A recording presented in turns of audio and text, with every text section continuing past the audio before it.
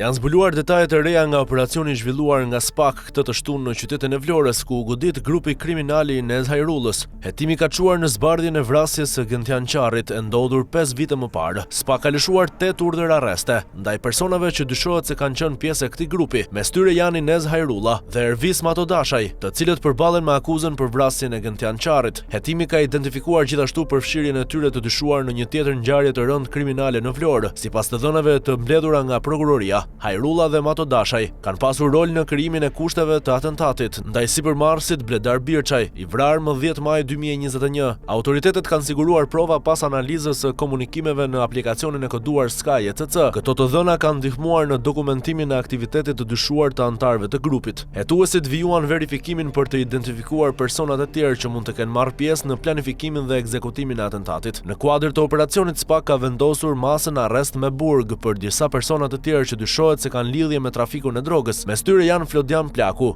i njohur si Pole Qori, Hamës Damushi, ish punonjës policie, Argest Xheza, Arben Memishaj, Mendu Duka dhe Rezart Kuçi. Mendu Duka është i njohur si biznesmen në fushën e ndërtimit. Prokuroria vijon hetimet për aktivitetin e plot të grupit dhe për ngjarje të tjera të mundshme kriminale. 8 urdhër arreste të lëshuara nga SPAK. Inez Hajrulla, arrest me burg, akuzë për vrasjen e Gentian Qarit. Ervis Matodashaj, arrest me burg, akuzë për vrasjen e Gentian Qarit. Flodian Plaku, i njohur si Pole Qori, arrest me burg, akuzë për trafik droge. Hamës Damushi, ish punonjës policie, arrest me burg, akuzë për trafik droge. Argest Xheza, arrest me burg, akuzë për trafik droge. Arben Memishaj, arrest me burg, akuzë për trafik droge. Mendu Duka, arrest me burg, akuzë për trafik droge. Rezart Kuçi, arrest me burg, akuzë për trafik droge.